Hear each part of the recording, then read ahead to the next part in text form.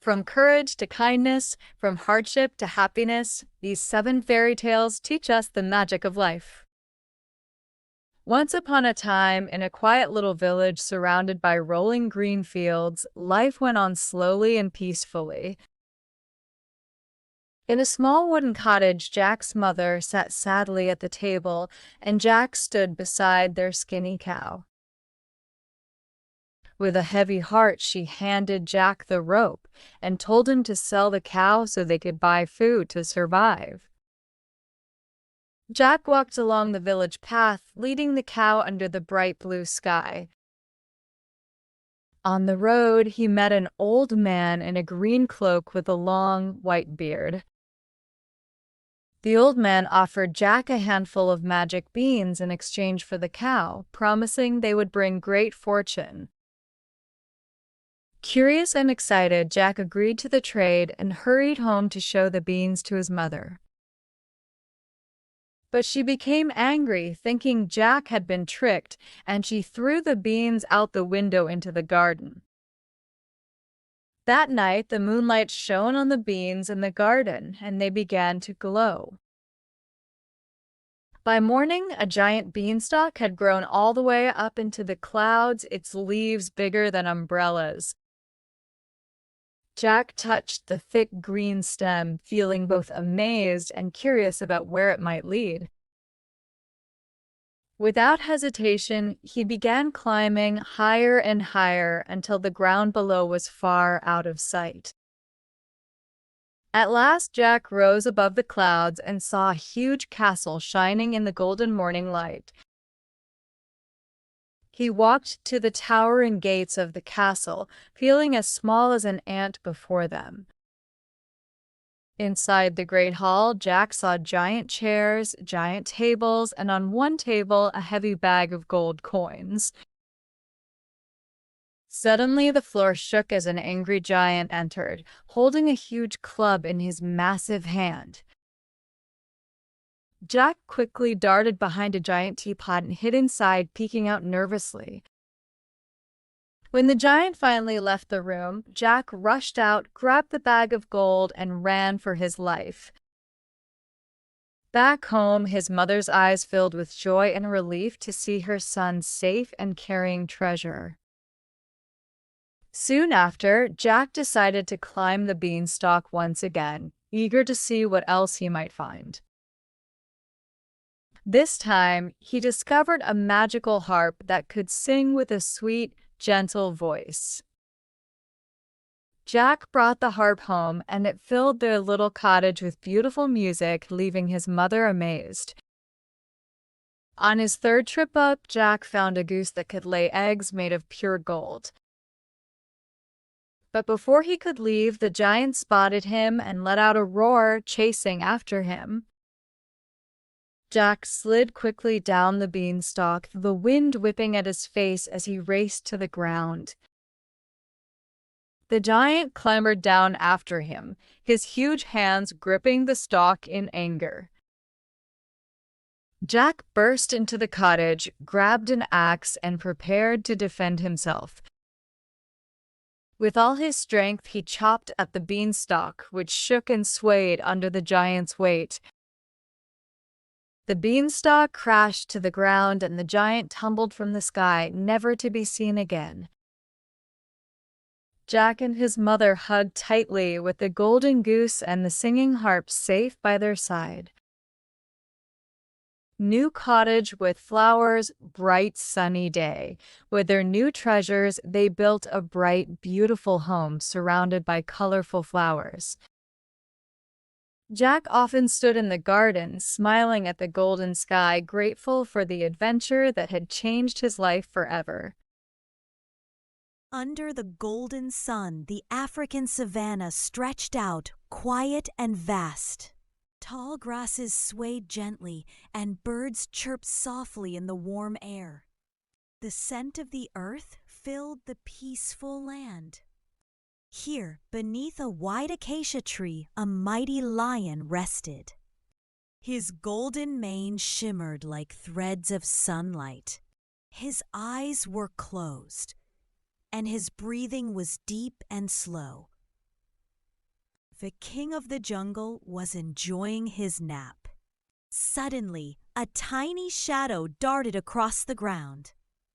It was a small graying mouse, searching for food. She spotted a few seeds near the lion's massive paw. The mouse hesitated, knowing the danger, but hunger made her brave. She crept closer, her tiny feet silent on the dusty ground. 1 seed, 2 seeds, and then the lion's paw came down, trapping her. Well, well, the lion rumbled, opening one golden eye. What do we have here? A little snack that walks right to me? The mouse trembled. Great king, please spare my life. I did not mean to disturb you. Her voice was small but steady. The lion tilted his head. And why should I let you go? You are so small, you could not possibly repay me. The mouse took a deep breath. One day I might be able to help you. Even the smallest creature can be useful. For a moment, the lion stared at her. Then he laughed, a deep, rolling sound that echoed through the savannah.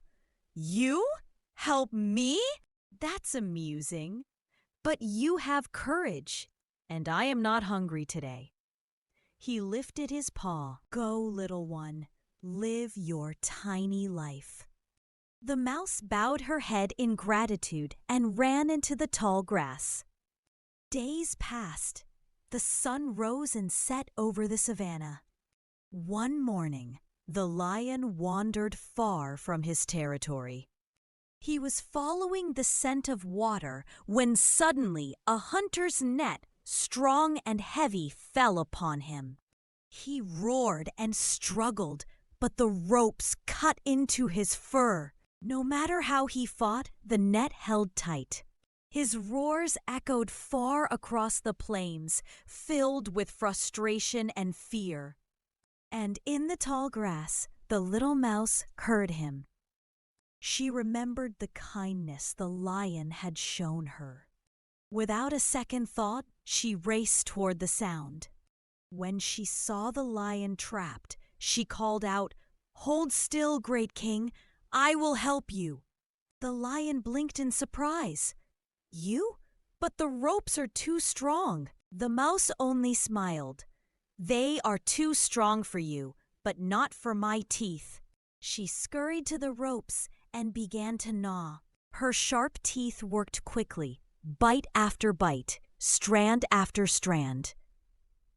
The lion stayed still, watching the tiny creature's determination. At last, with a final snap, the ropes broke apart. The lion stepped free, shaking dust from his mane. He looked down at the mouse. "I was wrong," he said softly. "Today, the smallest creature has saved the greatest." The mouse's whiskers twitched. "And today, the promise I made has been kept." They shared a smile under the warm sun. From that day forward, the lion and the mouse were true friends. They often met beneath the acacia tree, not as predator and prey, but as equals. Kindness is never wasted. Even the smallest friend can make the biggest difference. Little Red Riding Hood in a cozy wooden cottage, packing a basket with bread and fruit, sunlight streaming through a small window. Little Red Riding Hood's mother, kneeling, speaking gently, pointing her finger as if warning, inside a warm kitchen. Little Red Riding Hood tying her bright red hood, smiling, door open to reveal the village outside. Little Red Riding Hood waving at her mother from outside the wooden gate, flowers blooming around. Little Red Riding Hood walking along a dirt path leading into a sunlit forest. Little Red Riding Hood stopping to admire purple wildflowers along the forest path. Little Red Riding Hood bending down, picking flowers, basket in the other hand. A menacing wolf peeking from behind a large tree, watching Little Red Riding Hood. The big bad wolf approaching with a sly grin, speaking to Little Red Riding Hood.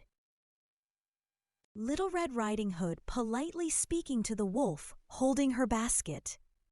Wolf gesturing with his paw as if suggesting another path, Little Red listening. Little Red nodding innocently, the wolf smirking behind her back. Wolf running through the forest, trees blurring in motion. A small cottage with a thatched roof in a clearing, warm light in the windows. The grandmother opening the door, shocked to see the wolf. Wolf leaping toward grandmother, she drops her knitting. Wolf wearing grandmother's nightcap and glasses, hiding under the blanket. Little Red knocking gently on the cottage door, basket in hand. Little Red at the doorway, hearing a voice from inside. Little Red entering the room, grandmother in bed under a blanket. Close-up of Little Red looking at grandmother with big suspicious eyes. Wolf in disguise smiling creepily from under the blanket.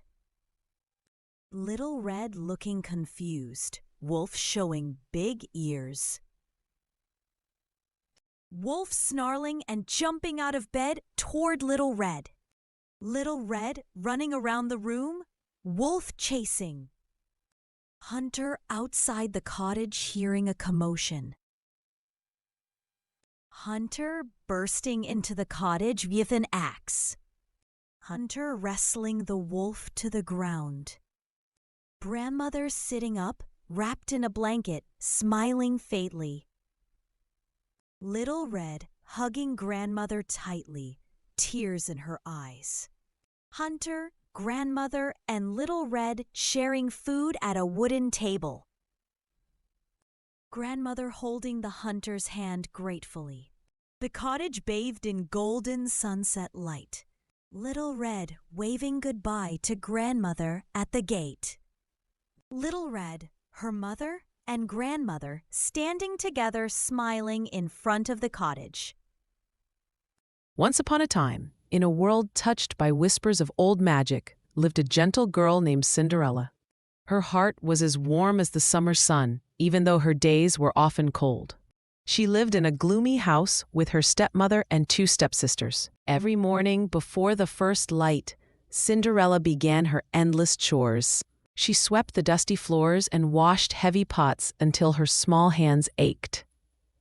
Her clothes were plain and gray, but they could not dim the kindness that shone from within her. Cinderella found comfort in the smallest creatures. She spoke softly to the birds perched on the roof. The tiny mice near the oven were her trusted friends, listening to her quiet songs. Her spirit remained bright, despite the harshness of her life. One day, a golden letter arrived at the house, sealed with a royal crest. It carried news that set the whole kingdom abuzz. The king would host a grand ball at the palace. This magnificent event was for the prince to meet every young lady in the land. The stepsisters squealed with delight, tossing ribbons into the air, their minds filled with dreams of silk gowns and sparkling jewels. They called out to Cinderella with endless demands. "Cinderella, iron my dress. Cinderella, fix this tear. Cinderella, polish my shoes until they shine." She obeyed them without a single complaint, sewing hems with care and tying laces tightly. When she finally gathered the courage to ask if she might attend, her stepmother's smile was cold. "A servant at the royal ball? Don't be foolish." With those words, they left her alone, surrounded by ashes and quiet tears. In the quiet garden, under the thin light of the moon, Cinderella whispered her deepest wish. "I only want one night to dance," she sighed, her voice barely a breath. A warm, shimmering glow, rose from the very air around her. Suddenly, her kind fairy godmother appeared, her eyes twinkling with ancient wisdom.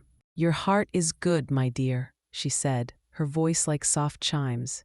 With a gentle wave of her wand, a wondrous transformation began. Cinderella's plain rags turned into a shining gown, spun from moonlight and starlight. Her worn shoes became delicate glass slippers, sparkling like dew. A humble pumpkin transformed into a magnificent golden carriage, ready to whisk her away. Even 2 tiny mice became proud white horses, eager to pull the carriage. "Remember, my dear," warned the fairy godmother, her voice soft but firm. "The magic ends at midnight." The palace shone like a jewel, its windows ablaze with light. Music floated over the fragrant gardens, inviting all to dance. When Cinderella entered, a hush fell over the grand ballroom. The prince noticed her at once, drawn by her grace and radiant smile. They danced through the night, their steps light and joyful. They laughed at missed steps and spoke of simple joys. They talked of blooming flowers, the scent of fresh bread, and quiet mornings. Time seemed to vanish in their shared happiness. Then the grand clock began to strike, its chimes echoing through the hall. At the 12th chime, Cinderella remembered the warning. She fled in a rush, leaving behind a single glass slipper on the palace stairs. The next day, the prince searched the kingdom, his heart longing for the mysterious lady. Many young women tried to wear the delicate slipper, but none could. It seemed to fit no one. At last the prince arrived at Cinderella's house. Her stepsisters tried in vain to squeeze their feet into the tiny slipper. Then Cinderella stepped forward, her heart fluttering. The glass slipper fit her perfectly, as if made just for her. The prince saw her clearly for the first time, not as a mystery, but as the kind girl he had danced with. Soon she came to the palace, not as a stranger, but as herself. She forgave the past with a gentle heart, keeping her kindness always. Cinderella found joy in a love that felt like coming home. Kindness doesn't make you small. It prepares you for the moment when magic arrives. One bright morning, Mother Pig stood at the doorway, waving goodbye to her 3 little piggies as they set off with small bags in hand. The 3 pigs walked happily along a dusty path through fields of colorful flowers. At a fork in the road, they stopped to talk and decided each would build a house of their own. The eldest pig found a golden meadow and imagined a cozy home made of straw. He quickly began tying bright yellow bundles together to form the walls of his straw house. The second pig spotted the edge of a forest and pointed to a place rich with timber. He set to work under the sun, hammering nails and raising strong wooden beams. The youngest pig chose an open space near a hill for his sturdy brick home. With care and focus, he stacked red bricks one by one, building solid walls. Meanwhile, a hungry wolf hid behind a bush, eyeing the straw house from afar. He knocked on the door, and the eldest pig peeked out of the window in surprise. With a great huff and puff, the wolf blew the straw house to pieces, sending the eldest pig running. The frightened pig dashed toward his brother's wooden house, glancing nervously behind him. Inside, the 2 brothers watched through the window as the wolf approached. The wolf knocked again, and the pigs trembled inside. He blew with all his might, and the wooden walls flew apart as the pigs ran away. The brothers reached the brick house, and their youngest sibling quickly opened the door.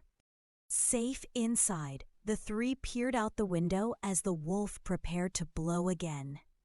No matter how hard he huffed and puffed, the brick house stood firm and unmoved.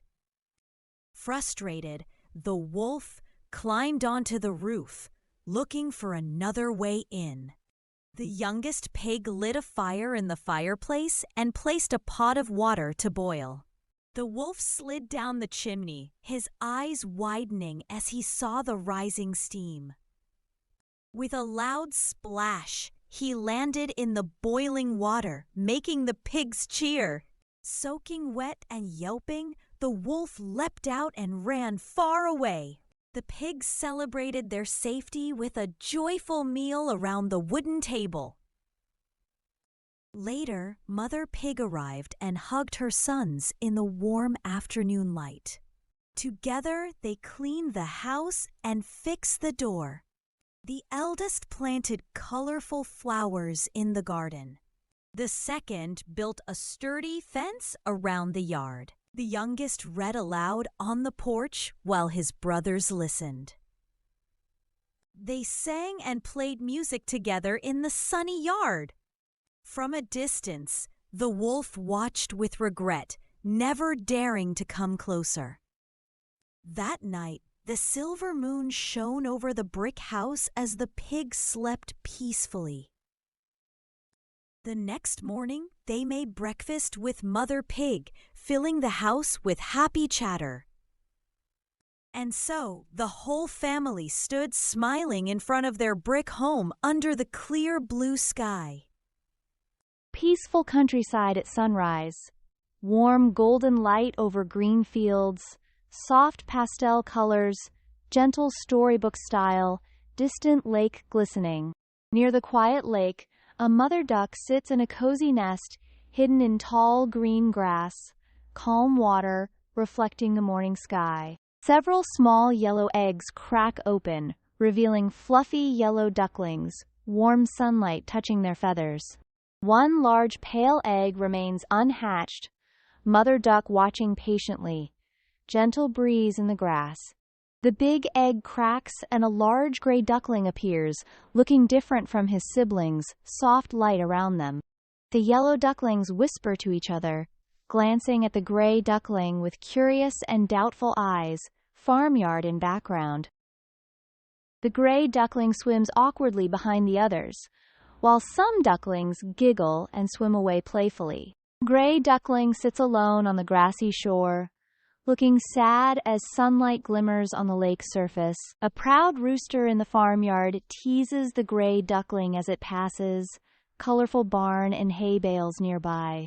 Gray duckling slowly walks away from the farm along a dirt path, carrying a tiny bundle. Autumn leaves falling. He wanders through wide green meadows, gazing up at flocks of birds flying across the blue sky. At a small pond, the gray duckling tries to join other animals, but they chase him away, splashing water. Night falls, and the duckling curls up under bushes beside the quiet pond, moonlight shimmering on the water. Morning rain falls gently, the duckling walks with wet feathers, searching for a dry place to rest. An old woman in a warm shawl sees the duckling and gently picks him up, cottage smoke rising in background. Inside the cozy cottage, a cat and a hen glare at the duckling from the corner. Wooden furniture and a warm fire. The unfriendly cat and hen chase him out, and the duckling leaves through the garden gate into the open road. Winter arrives. Snow covering the fields, cold wind blowing across the frozen river. The duckling searches for food on the icy river, tiny footprints in the snow, breath visible in the air.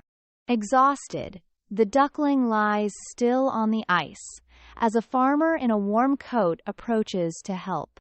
The farmer brings the duckling into his warm wooden house, placing him near the glowing fireplace. When spring arrives, the duckling quietly leaves the farmer's home, walking into a bright and fresh morning. On a sparkling blue lake surrounded by blooming flowers, elegant white swans glide gracefully. The gray duckling hides among tall reeds, watching the swans with awe and longing in his eyes. In the reflection, he sees not a gray duckling, but a beautiful white swan, sunlight shimmering on his feathers. The swan spreads his pure white wings proudly, feeling the warm spring breeze. Other swans swim toward him with smiles, welcoming him into their graceful family. They swim together under the golden glow of the sunset, ripples reflecting warm colors. The once ugly duckling glides across the calm lake, head held high with joy. The swans take flight together into the clear blue sky, fluffy clouds drifting slowly. Peaceful countryside at sunset, the swans flying in the distance, the lake glowing under the last light of day. Once upon a time, a poor miller passed away. He left a mill to his eldest son, a donkey to the second, and only a cat to the youngest. The youngest son looked at the cat and sighed, "What can I do with just a cat?" The cat smiled mysteriously, its eyes sparkling. "Master," said the cat, "buy me a pair of boots and a bag, and I will make you rich." Trusting the cat, the young man spent his last coins on shiny boots and a sturdy bag. The cat put on the boots, slung the bag over his shoulder, and strode proudly down the road. In the forest, he set a trap in the bag and caught a plump rabbit. He carried the rabbit to the king and said politely, "A gift from the Marquis of Caraba." The king was delighted and began to wonder about this Marquis of Caraba. Day after day, the cat brought fine gifts, pheasants, fish, and more, always in the Marquis's name. One day, the cat overheard that the king and princess would be riding by the river. He whispered to his master, "Bathe in the river at the right moment and leave the rest to me." When the royal carriage passed, the cat cried, "Help! Thieves have stolen the Marquis's clothes." The king ordered fine clothes for the young man. The princess blushed when she saw him. The cat hurried ahead and told the harvesters, "Say this land belongs to the Marquis of Caraba." When the king asked, the farmers replied, "This is the Marquis's land, your majesty." The cat did the same in the vineyards and cornfields, and everyone gave the same reply. The cat bowed and said, "I heard you can turn into any creature. Is that true?" The ogre instantly became a roaring lion. The cat pretended to be afraid and stepped back. "Impressive," said the cat, "but can you change into a tiny mouse?" The ogre turned into a mouse. In a flash, the cat pounced and ate him. The cat threw the doors open and welcomed the king. "Please enter the castle of the Marquis of Caraba." The king was overjoyed and gave his daughter to the young man. Puss in Boots became a noble knight and lived happily ever after.